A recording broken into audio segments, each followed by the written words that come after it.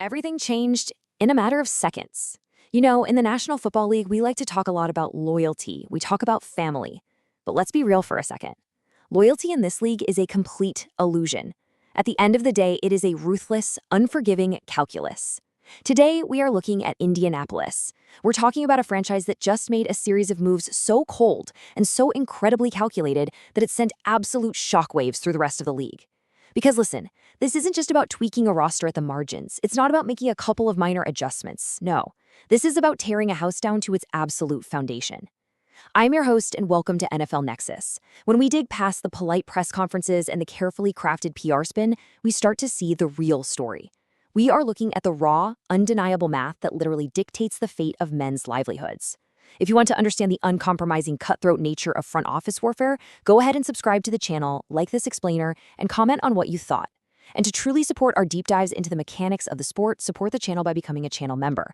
Because right now, the Indianapolis Colts are serving as an absolute masterclass in the cold, hard reality of professional football.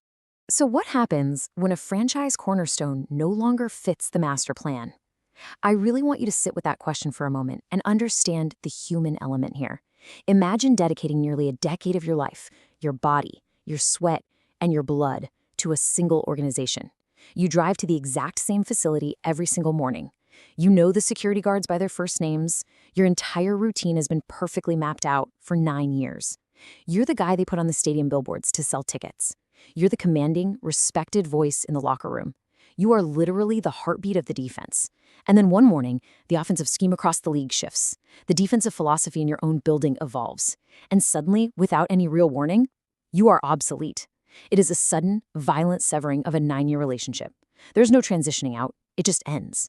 The locker room immediately feels the void. The fans in the city feel the loss. But the front office, they don't feel any of that. They only see the master plan. And I'll tell you right now, when a front office is executing a master plan, sentimentality is viewed as a fatal weakness. Thursday, May 7th, 2026, The Purge. That is the exact date the Indianapolis Colts decided to pull the trigger. No more rumors, no more behind-the-scenes whispers at the scouting combine. The organization officially announced the release of veteran defensive backs Kenny Moore II and Nasir Adderley. Think about the extreme finality of an NFL press release. It is perhaps the coldest document in all of professional sports. It's literally just a few short sentences on a transaction wire, blasted out to beat reporters on a Thursday afternoon, and it instantly erases years of institutional memory. The entire landscape of the Colts secondary was completely detonated in an afternoon. They didn't just trim the fat here, they cut deeply into the bone. And to truly understand the sheer magnitude of what happened on this particular Thursday in May, we have to look closely at exactly what, and more importantly, who, the Colts were willing to throw away. Consider the staggering weight of Kenny Moore's legacy in Indianapolis. Just look at these numbers, 9 seasons. In a league where the average career lasts barely 3 brutal years, surviving 9 seasons with one single team is an absolute eternity. 132 games played, 111 starts. Now, in a sport where the human body is subjected to the equivalent of a minor car crash on every single play, going out there and making 111 starts is an act of sheer physical defiance. This wasn't some rotational player. This was the anchor. He pulled down 21 interceptions, and he took 4 of them all the way back to the house for pick sixes. He was a heat-seeking missile against the run and the blitz, racking up 649 tackles and 11.5 sacks from the cornerback position, which is incredibly rare. He earned a Pro Bowl nod back in 2021. But beyond the gridiron, he was a 3-time Walter Payton Man of the Year nominee. You know what that means? It means he was the soul of the Indianapolis community. He was the guy visiting the pediatric hospitals on his off days, funding the after-school programs, representing the horseshoe with absolute class. And none of it, absolutely none of it, was enough to save his job when the math finally changed. Discussions were professional and respectful. Okay, that is the carefully curated, completely sanitized quote from Colts general manager Chris Ballard.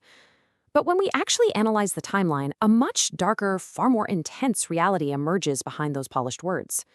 This wasn't some mutual happy parting of ways where everyone shook hands and smiled. This was a 30-year-old veteran reading the writing on the wall. Prior to the NFL draft, Moore officially requested a trade. He saw the new pieces coming in, he knew the defensive scheme was shifting, and his role was shrinking. But here is how the actual mechanics of an NFL trade work for an aging veteran. It's a massive game of chicken. When an opposing team knows you are transitioning out of a scheme, they know you are inevitably going to cut the player. Opposing general managers aren't stupid. They are not going to surrender a valuable draft pick and voluntarily take on an expensive, older contract when they can just wait a few weeks for the player to be released for absolutely free. When a trade couldn't be materialized, Moore ultimately had to force Ballard's hand and ask for his outright release. Professional and respectful is simply GM speak for a cold, calculated standoff that ended with a franchise icon clearing out his locker in the middle of spring. And that brings us to the most brutal truth of the National Football League, the absolute bottom line, the financial reality. You see, a player is really only as valuable as the flexibility of his contract. That's the sad truth. Moore was entering the final year of a 3-year, $30 million deal. In 2026 alone, he was set to earn $10 million. $10 million for a 30-year-old slot cornerback. Let's break down why that specific number is so critical. In a vacuum, right, for a team pushing for a Super Bowl with a perfect defensive scheme fit, you happily pay that $10 million. You don't even blink. But the Colts are not in a vacuum. They are right in the middle of a massive philosophical transition. And in that transition, a $10 million price tag for a player whose prime is in the rearview mirror becomes a highly toxic asset. It becomes a heavy chain around the neck of the salary cap. That $10 million prevents the team from signing a backup left tackle. It prevents them from extending a young rising edge rusher. It completely paralyzes the front office's ability to build the rest of the roster. Ultimately, the math comes down to one highly specific, deeply significant number: $7.06 million. That is the exact granular amount of salary cap space the Colts immediately freed up by cutting the veteran. Now, in the NFL, cap space is oxygen. It is survival. By wiping Kenny Moore off the books, Chris Ballard essentially bought himself over $7 million of pure maneuverability. So what does $7 million actually buy a team? Well, it buys an emergency veteran pass rusher in mid-August when your starter suddenly goes down with a torn ACL in training camp. It buys crucial depth pieces that can literally be the difference between winning a division or sitting at home missing the playoffs. It buys freedom. It is a ruthless, unforgiving equation. When the front office looks at a player, they don't see the Walter Payton nominations anymore. They don't see the community service. They see a mathematical obstacle standing between them and $7 million of future flexibility. But there is always a cost to this kind of business. You can't just wipe the slate clean for free. And here is the cinematic counterpunch: $6.05 million. This right here is the dead money. This is the financial penalty the Colts are actively, willingly choosing to swallow. To explain dead money simply, it means paying for a ghost. The Colts are literally burning over $6 million of their precious 2026 salary cap to pay Kenny Moore to not play for them. I want you to think about the sheer magnitude of that decision. A front office is so incredibly desperate to change their defensive identity, so desperate to get this specific player out of the building to make room for the new era, that they will voluntarily accept a $6 million financial wound just to make it happen. Dead money physically limits a team's spending power. It hurts. It is an intentional, self-inflicted penalty chosen over keeping a team legend. It shows you exactly how definitive and irreversible this break truly is. And the reason they were willing to take that massive dead money hit? It all comes down to the microscopic details of the tactical shift. For years, the Colts were the standard bearers of the old guard. They played an elite, incredibly complex zone defense. Zone coverage is all about geometry. It requires keeping your eyes on the quarterback, reading his intentions, having perfect spatial awareness, and flawlessly passing off wide receivers to your teammates. Kenny Moore II was a genius at this. He had the instincts to make that zone scheme hum like a well-oiled machine. But the NFL has evolved, as it always does, and the Colts have drastically pivoted to a new philosophy: aggressive man-to-man coverage. Man coverage is fundamentally completely different. It requires mirroring a receiver's footwork perfectly, turning your hips smoothly, and utilizing aggressive trailing speed. You often have your back completely turned to the quarterback. Look at the archetype they're chasing now. Guys like Sauce Gardner, Shavarius Ward. These are alpha, lockdown, get-in-your-face man-to-man corners. You don't pay a guy like Sauce Gardner to sit back and read a soft zone. You pay him to completely erase the man standing in front of him. And in a defense explicitly designed around those specific traits, a zone specialist like Kenny Moore is suddenly entirely out of place. He became a square peg in a round hole. And in the NFL, if you don't fit the scheme, your past accomplishments mean absolutely nothing. But Moore wasn't the only casualty of this transition. When a front office reshapes a roster with this level of ruthlessness, there is always collateral damage. You have to look at the bottom of the transaction wire to see the full, devastating scope of the purge. It is a true storm. The Colts weren't just getting rid of expensive veterans who didn't fit the scheme, they were completely clearing the decks in the defensive backfield. Every single player in that room was suddenly fighting for their professional life. Which leads us to a story that is, quite frankly, one of the strangest and shortest chapters in recent NFL history. The timeline here reveals a brutal truth about the bizarre comeback of Nasir Adderley. Let's rewind. Back in 2022, after a really solid run with the Chargers, Adderley unexpectedly retired from the game of football. He originally walked away to pursue a contract in free agency, but ultimately decided to just hang up his cleats entirely. Fast forward to April 14th, 2026. Think about the human element, the sheer willpower required to make this happen. Coming out of a 3-year retirement means entirely overhauling your diet, enduring grueling physical therapy, and overcoming massive mental hurdles just to get back into NFL shape. He signs with the Colts specifically to reunite with head coach Shane Steichen, who was on the Chargers staff during his early years. It was a great feel-good story, a genuine second chance. Then, May 7th, 2026, released. 23 days. That is how long Nasir Adderley's NFL comeback lasted. Less than a month after stepping back into the facility, before even putting on a pair of pads for training camp, the dream was entirely severed. And it is vital to understand that Adderley wasn't just some undrafted camp body brought in for a random tryout. He had a formidable, albeit forgotten, resume.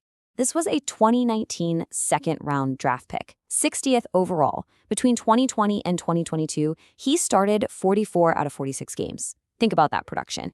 He was the running mate, the deep safety paired directly alongside the absolute superstar Derwin James in Los Angeles. Playing next to an all-pro like James elevates a player's profile, and Adderley was ranked as a top 40 safety in the entire league by Pro Football Focus in his final year before retiring. He pulled down 3 interceptions in that span. He had pedigree. He had legitimate starting experience at the highest level of the sport. But the NFL moves so incredibly fast, a 3-year absence is a literal lifetime in this league. Once you step away, the game moves on without you. And the moment the Colts looked at the numbers, they realized the math simply didn't work in his favor anymore. The exact reason Adderley was squeezed out so violently is glaringly evident when you look at the reshaped safety room. It is an incredibly crowded, highly competitive depth chart now. You have Cam Bynum, the veteran projected to start. You have Hunter Wohler, a second-year pro who is absolutely poised for a significant jump. You have aggressive free agent pickups like Junior Thomas and veteran Jonathan Owens providing deep experience depth. But the final nail in the coffin for Nasir Adderley was the sheer economics of the NFL draft. The Colts spent a highly valuable third-round pick on rookie A.J. Halsey. To put it simply for you, a third-round draft pick is essentially guaranteed a roster spot. They represent a 4-year, cost-controlled, incredibly cheap asset for the team. The financial disparity between a rookie contract and a veteran attempting a comeback is massive. The moment Roger Goodell called Halsey's name at the podium, effectively drafting him to replace the departed Nick Cross, Adderley's fate was sealed. The front office will always protect their cheap draft investments over a veteran flyer. The numbers simply didn't leave a chair for Adderley when the music finally stopped. And the ruthlessness didn't stop at the big names or the comeback stories. Oh no, it trickled all the way down to the blue-collar grinders at the absolute bottom of the roster. Consider John Bullock, 25 years old. He came into the league as an undrafted free agent out of Nebraska in 2025. Last year in Tampa Bay, he barely saw the field on defense, just 5 total snaps. But he was an absolute warrior in the trenches, logging a massive 56.98% of the Buccaneers' special teams snaps. Listen, playing special teams in the NFL is violently thankless work. It means sprinting full speed down a field on kickoffs, sacrificing your body against 250-pound blockers, and living on the absolute fringe of the league every single week.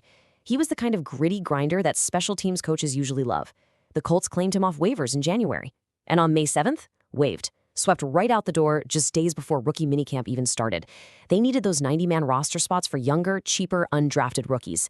It is the ultimate proof that absolutely no one is safe when a regime decides to clean house. Out with the old, in with the unknown. When you step back and look at the macro picture, what the Indianapolis Colts have done here is genuinely staggering. They are not apologizing. They are not holding on to the past for the sake of nostalgia or selling jerseys. Parting with a community pillar and on-field cornerstone like Kenny Moore II, abruptly terminating Nasir Adderley's emotionally charged comeback, and churning the bottom of the roster with guys like John Bullock, it all signals one thing: a total, unapologetic youth movement. They are betting absolutely everything on a completely revamped tactical philosophy. They are leaning heavily into the high-variance gamble, and high variance means boom or bust. By throwing away guaranteed veteran stability, they have effectively burned their own boats on the shoreline. If the rookies fail, if the new man-to-man scheme doesn't hold up against elite quarterbacks, there is no safety net left. There is no Kenny Moore to bail them out. They traded their floor for the terrifying potential of the unknown. Which leaves us with the ultimate question as we approach training camp. Will this ruthless defensive gamble define the 2026 season, or will it completely destroy it? If this aggressive man-to-man scheme clicks, Chris Ballard is going to look like a genius for cutting bait at the exact right moment. But if the secondary fractures, if the young safeties continuously blow coverages, everyone in Indianapolis will be asking why they actively paid over $6 million in dead money just to kick their best veteran leader out the door. The tension is incredibly real, and the consequences for this franchise will be massive. Thank you for tuning in to NFL Nexus. If you appreciated its explainer and our deep dive into the hidden math of NFL rosters, make sure to subscribe to the channel, like this explainer, and comment below on what you thought. Did the Colts make the right call, or is this a massive mistake? To really help us keep making these deep dives, support the channel by becoming a channel member, and I'll see you in the next breakdown.